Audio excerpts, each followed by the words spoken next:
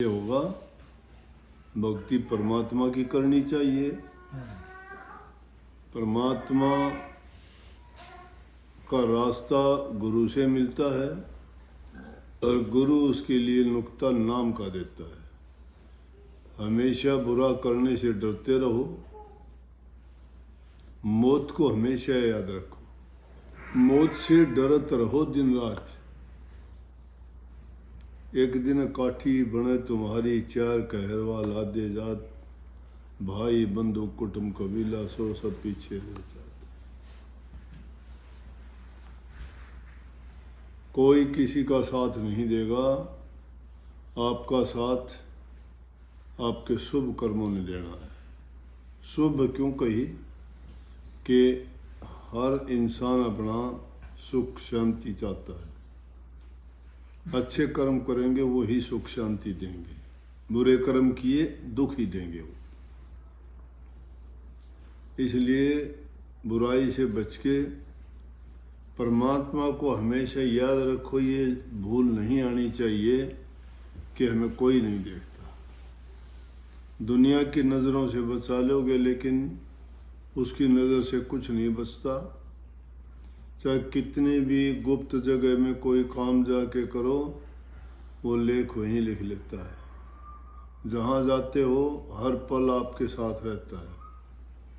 क्यों? उसके लिए कोई दरवाजे नहीं, कोई ताले नहीं, कोई पाबंदी नहीं, कोई उसको रोक नहीं सकता। उसको आने जाने की ज़रूरत नहीं, वो कण कण में जर्रे जर्रे में मौजूद है। जहाँ भी जो कर्म करोगे वहीं आपके कर्म के लेख लिखता रहता है।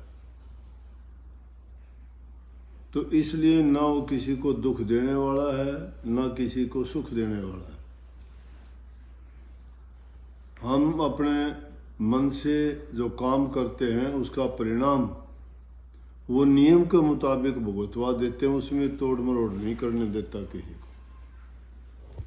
उसके कानून मर्यादा नियम जो बने हुए हैं उनके अनुसार सारी सृष्टि चलती है। तो उनके विरुद्ध अगर काम करेंगे तो भी हमें रोकने वाला कोई नहीं है, लेकिन उस कर्म का फल जो बनेगा वो हमें ही भुगतना होगा। अच्छा करेंगे तो भी हमें कोई नहीं कहता। ये इसलिए संतों की महिमा गाई। संत कहते हैं कि बुरा ना करो, अच्छा करो। परमात्मा नहीं कहता किसी को अच्छा करो, परमात्मा नहीं कहता किसी को बुरा ना करो, क्योंकि वो प्रगट हमारी इंसान की तरह देह रूप में नहीं है। तो देह रूप में कौन है? गुरु। इसलिए गुरु की पूजा बताई। गुरु नहीं होता तो परमात्मा का ज्ञान हमें कहाँ से मिलता?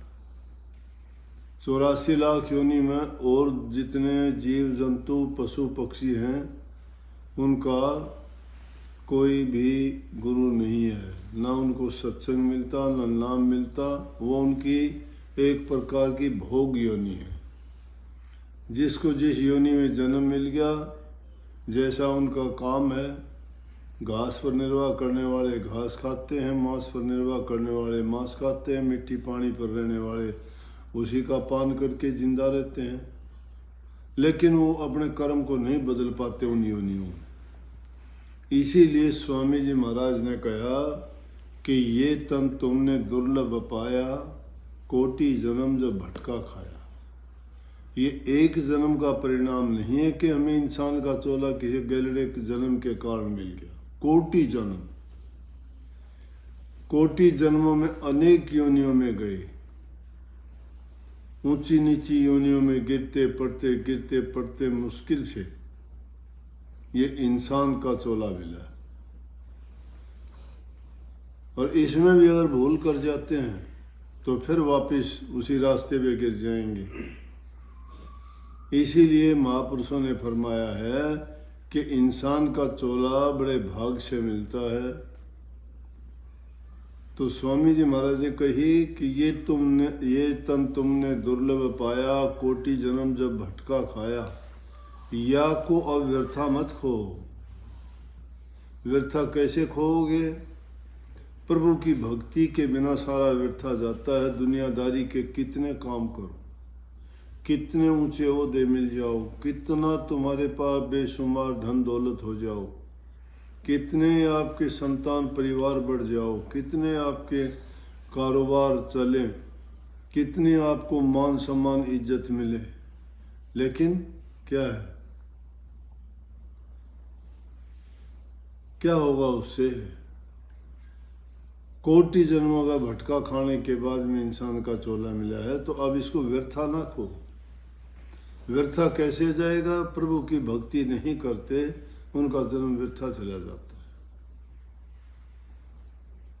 तो क्या करें उसके लिए? छिन छिन चेतो। चेतो का मतलब याद रखो उस बात को, दो चीज याद रखो, मौत को और मालिक को। मौत से जो डरता है वो बुरे काम नहीं करेगा, मालिक को याद करता है उसका सुमरण और चिंतन करेगा। तो छिन छिन चेतो, भक्ति कमाओ। भक्ति किसकी करो? भक्ति करो तो गुरु की करना।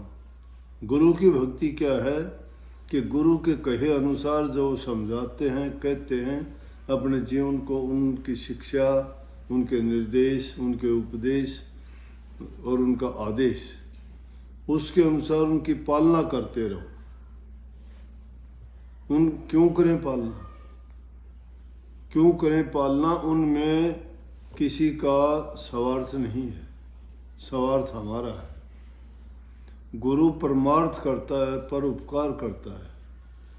उनको जरूरत नहीं है कि किसी को क्यों कहे, लेकिन क्योंकि वो इस काम के लिए आते हैं, उनकी जिम्मेवारी होती है परमात्मा की तरफ से ऐसे नुमाइंदे भेजे जाते हैं ताकि इन भटके भूले हुए जीवों को भूल जाते हैं, क्योंकि वो रास्ता भटके हुए तो हैं। इस रूह को रास्ता दिखाने के लिए उनको याद दिलाते हैं कि तुम रूह यहाँ की नहीं है, ये तो काल देश है। तेरा वासा तो प्रभु के चरणों में था, जिसको तुम परमात्मा कहते हो। हम आत्म रूप में, वो परमात्म रूप है। आत्मा परमात्मा की रूप ऐसे ही है जिस प्रकार से कि हम समुद्र का पानी गिलास में डाल लें, लोटे में डाल लें, किसी बर्तन में डाल लें, उस जल में भी गुण वही है। वो समुद्र का पानी है, कहीं वो नदी का कहलाता है, कहीं कुएं का कहलाता है पानी समुद्र का ही। समुद्र वो इसी प्रकार से सब रूहों का भंडार परमात्मा ही है। लेकिन ये रूहें उनसे बिछड़ के जो अलग आ गई हैं, अब जल की बूंद एक बिछड़ के कीचड़ और गंदे नाले में गिर जाए तो अच्छी थोड़ी है। उसको देख के नाक को पकड़ लोगे कि बदबू आती है। और वही बूंद अगर पवित्र बन जाए तो उसको तो आप अमृत की तरह उसका पान करके खुश होते हो। इसी प्रकार से जो रूहें गंदगी में पड़ जाती हैं, खोटे मंदे कर्मों में पड़ जाती हैं, तो वो तो काल के ही जीव बने रहते हैं।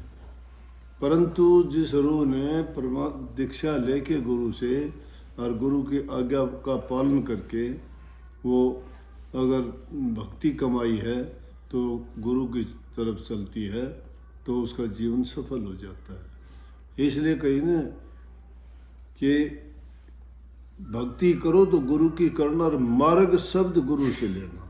शब्द गुरु, शब्द गुरु कौन सा है? जिसने परमात्मा की भक्ति की है, जिसने तप किया है, त्याग किया है, साधना की है।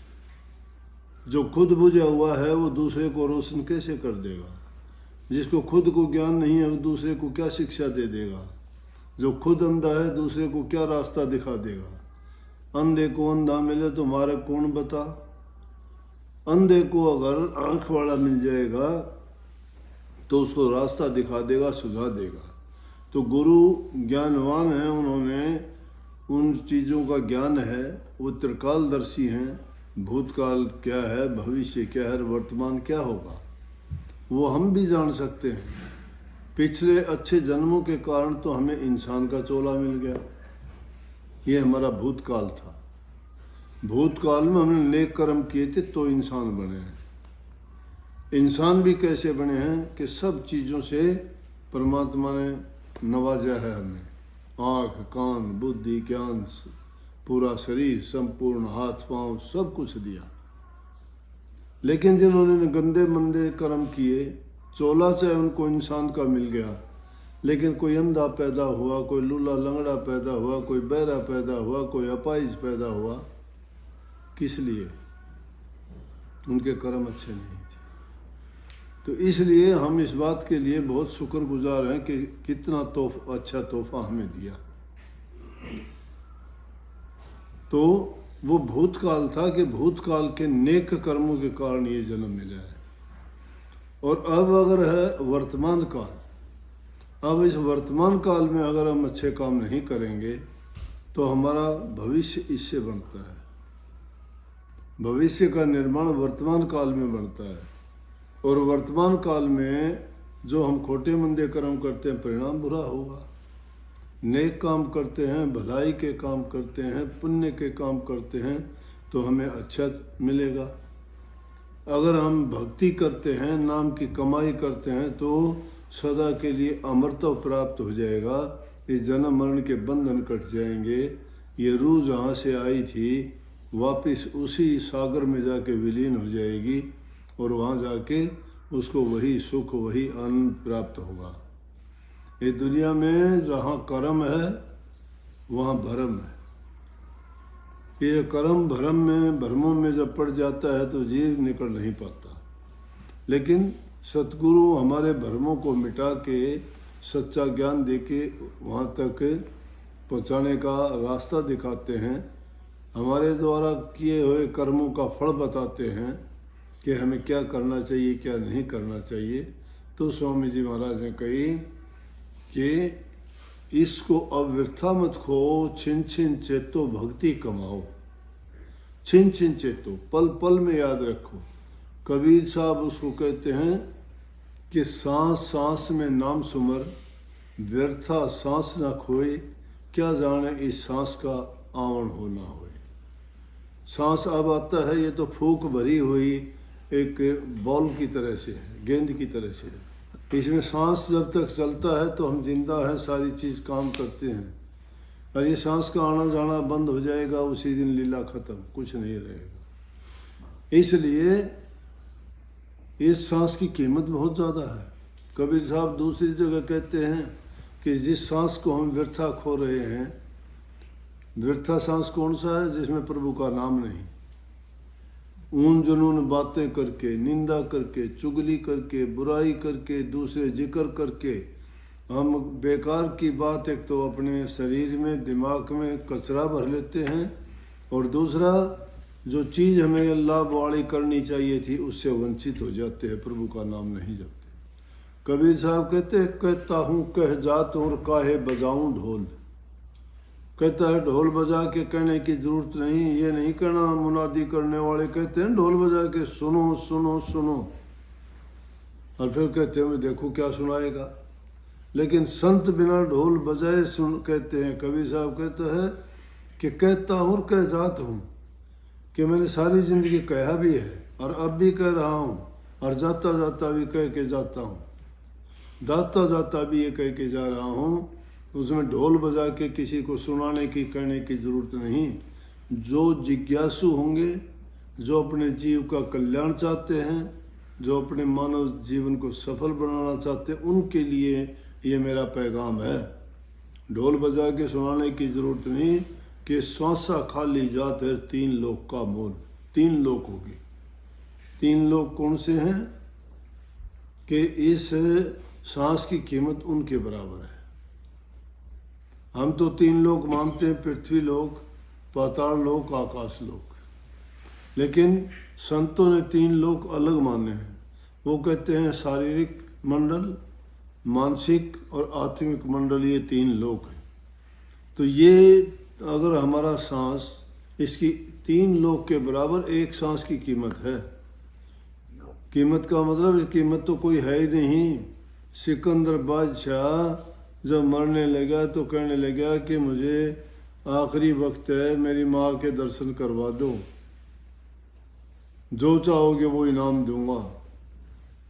वैद हकीम बैठे हुए थे, सब कहने लगे कि आपकी माँ के दर्शन आपको नहीं हो सकते, वो दूर है। जब तक वो आएगी आप जिंदा नहीं रह सकते। बोला मुझे कुछ दिन जिंदा रखो, मैंने इतना बड़ा खजाना भर रखा, दुनिया को लूट के आधा खजाना दे दूंगा। लेकिन मेरी माँ से मिलवाओ। बोले नहीं मिल सकते। बोला पूरा खजाना दे दूंगा। लेकिन मौत को कभी कोई रोक नहीं पाया। मौत अपना काम अपने समय पर करती है, क्योंकि मैंने बताया कि प्रभु के बनाए नियम कानून और उनकी मर्यादाएं कभी टूटती नहीं हैं। मौत की भी 4 चीज़ें इकट्ठी होती हैं, इंसान की मृत्यु हो जाती है। नंबर 1 तो बहाना लगता है। नंबर 2 उसका प्रारब्ध जो होता है, जितना लेख होता है वो टाइम खत्म हो जाता है। नंबर 3 उसके लिए स्थान निश्चित है, कहीं भी कहीं जो घूम फिर के कहीं जा लो, जब मौत का समय होगा उस जगह पर पहुंच जाएगा। और बहाना ज़रूर लगेगा उसका, किसी को रोग का, किसी को एक्सीडेंट का, किसी को कोई और दुर्घटना का, किसी को डूबने का, किसी को फांसी लेने का, किसी को जहर खाना। ये 4 चीज़ जब इकट्ठी होती हैं तब इंसान की मृत्यु हो जाती है। इसलिए इसका कहा गया आखिर होगा क्या। संतों ने तो यहाँ तक तुलना करके कह दी कि इंसान का चोला अगर प्रभु की भक्ति करता है कि ये बंदा बंदगी करे परमात्मा की तो बंदा है, नहीं तो एक गंदे से भी गंदा है। अच्छे काम क्या करता है। जब नेक काम नहीं करता इंसान होके, तो इससे तो पशु पेड़ जानवर भी अच्छे हैं। वो क्यों अच्छे हैं। पेड़ पौधों की तो सारी चीज़ें, लकड़ी बनती, अग्नि हमें देते हैं खाने को, ये हमारा जीवन चलाने के लिए अनाज देते हैं, दवाई देते हैं और दूसरी पौष्टिक चीज़ें शरीर को जिंदा रखने के लिए पेड़ पौधे देते हैं। कितना उपकार करते हैं। बैठने के लिए छाया देते हैं। हर चीज़ के लिए इंसान के कितने उपयोगी हैं। पेड़ों का ये काम है। जानवर भी इंसान के लिए कितने, उनके सींग काम आते हैं, उनके दांत काम आते हैं, उनका चमड़ा काम आता है, उनके बाल काम आते हैं, उनकी खलड़ी काम आती है और वो दूध वो देते हैं। यहाँ तक कि उनका तो किया हुआ गोबर भी काम आता है। लेकिन इंसान की एक चीज़ भी बता दो कि कोई काम आती हो। एक चीज़ का वे नाम लेके कहो कि इंसान का कोई चमड़ी काम आती हो, इसके बाल काम आते हों, इसकी हड्डी काम आती हो। पशु के चाम की बने रे पनैया, नौबत और नगारा, नर तेरा चोला काम ना आवे, जड़ बुझ हो जाएगी छारा। पशु के चाम की जूतियाँ बनती हैं, नगारे बनते हैं, ढोलक बनते हैं। कहने का मतलब बहुत चीज़ उसके उपयोगी और काम आती हैं। लेकिन इंसान की क्या चीज़ काम आती है। इंसान का तो जो शरीर है आखिर अग्नि के सुपर्द कर दिया जाएगा तो थोड़ी सी राख बनेगी, वो भी उड़ जाएगी हवा में। कुछ नहीं, ये 5 तत्व का पुतला है। हवा भरी हुई है, इसमें मिट्टी की मूर्त बनी हुई है। ये 5 तत्वों का संग्रह है। ये अपने अपने विसर्जित हो जाएंगे। जब वो हवा निकल जाएगी, मिट्टी मिट्टी में मिल जाएगी, हवा हवा में मिल जाएगी, जल जल में मिल जाएगा और हमारा अस्तित्व खत्म हो जाएगा। इसलिए कही है कि ये पानी जैसा बुलबुला है। जिस प्रकार से शॉर्ट लिव्ड है, ये छोटा सा जीवन है इंसान का, बड़ा नहीं है। अनसर्टेन है ये, कोई सीमा नहीं, किसी को नहीं पता मैं कब तक रहूँगा। दुनियादारी के पाखंड की बहुत दुकान खुली हुई है। कोई तुम्हें ज्योतिष बताता है, कोई तुम्हारे लेख देखता है, कोई कहता है कि ये इसको 6.5 सती लगी है, इसको काल सर्प योग है, ये मूड़ों में पैदा हुआ है, ये मांगलिक है। क्या फंड है ये चीज़ें नहीं, क्या थी ये। इंसान रूप में पैदा हुए हैं, नेक कर्म किए जब इंसान बन के आए हैं। सारी चीज़ें हमारे अंदर हैं। जितना उन्होंने लेख लिखा है, जितने हमारे कर्म उतना जिएंगे। उससे पहले ना हमें कोई मार सकता है, ना हमारा कुछ बिगाड़ सकता है। जिसका रखवाड़ा प्रभु हो उसको कौन मार देगा, कौन क्या कर देगा। जाको राखे साइयार मार सके ना कोई, बाल न बाका कर सके जो जुग बैरी होए। बड़े बड़ों की क्या हालत हुई। प्रहलाद भगत के साथ क्या क्या किया उसके बाप ने, क्या कर लिया? पहाड़ से गिरा दिया, कुछ नहीं बिगड़ा। ताते खंबे से कह दिया कि लिपट जाओ, कुछ नहीं बिगड़ा, लिपट गया। कुछ भी नहीं हुआ। तो अग्नि में बोले कि अग्नि में जला, तो नहीं जला। जो अग्नि में उसको जलाने के लिए बैठी उसकी बुआ थी होलिका, हिरण्यक उसकी बहन थी। वो कहने लगी कि भैया चिंता ना कर। हिरण्यक उसने सारी कोशिश कर लेने के बावजूद भी जब प्रहलाद का कुछ भी नहीं बिगड़ा तो वो कहने लगी आप क्यों चिंतित हो? बोला कि मुझे चिंता ये है कि मेरे ही घर में मेरा ही नाश करने वाला पैदा हो गया और मैं लाख प्रयत्न कर चुका, इसका मैं कुछ नहीं बिगाड़ सकता। लेकिन मूर्ख लोग फिर भी लगे रहते, उसको समझ नहीं आई। अरे जिसका रखवाला वो लाखों हाथों वाला है, तो 2 हाथों वाला इंसान उसका क्या बिगाड़ लेगा? वो कहने लगी मेरे पास एक लोमस ऋषि ने ऐसा चीर दिया था कि जिस चीर को उड़ने के बाद में मुझे अग्नि नहीं लगती। मैं पहले भी आजमा चुकी हूँ इसको, और कोई बात नहीं, तू चिंता ना कर, मैं इसको जला दूंगी अग्नि में बैठ के। मैं तो चीर ओढ़ लूंगी, इसको बाहर पकड़ के रखूंगी और तुम अग्नि लगा देना, ये जल जाएगी, मैं बाहर आ जाऊंगी। लेकिन वही बात, उसका रखवाला परमात्मा था। जब वो चीर था वो तो उलट पुलट के प्रहलाद पर उड़ा दिया और उसको अग्नि में जला दिया। जो दूसरे के लिए खाई खोदता है उसके लिए कुआं तैयार होता है। दूसरे के लिए बुरा करता है, बुरा उसके लिए अपने आप हो जाता है, क्योंकि कर्म उसने बनाया, किसी और ने नहीं। इसलिए किसी के बारे में गलत करने की ना सोचो, क्योंकि परमात्मा ने जिसके लिए जो चीज़ें बना के रखी हैं, इंसान उसके लिए अगर कोशिश करता है तो उसका कमी नहीं कर सकता उसकी। उस पर यकीन रखो, आप ही इसको संभालोगे। हम मंद बुद्धि हैं, काल और माया के देश में रहते हैं, इसलिए कदम कदम पर हमसे गलतियां भूल चूक होती रहती हैं। आपकी कृपा के बिना हमारी बुद्धि शुद्ध नहीं हो सकती। हमारी गलतियों को बख्शें और हमें अपने चरणों में विश्राम दें। सबको बहुत बहुत आशीर्वाद। ऐसा विचार, ऐसे ख्याल रखे, जो इंसान प्रभु को याद करता है उसका हृदय शुद्ध हो जाता है, आत्मा पवित्र हो जाती है। शुद्ध और पवित्र आत्मा जहाँ होती है वही परमात्मा का वास होता है। नेकी के रास्ते पर चलो, नेक काम करो, तुम्हें मालिक सुख शांति और खुशहाली दे। सबको बहुत बहुत आशीर्वाद।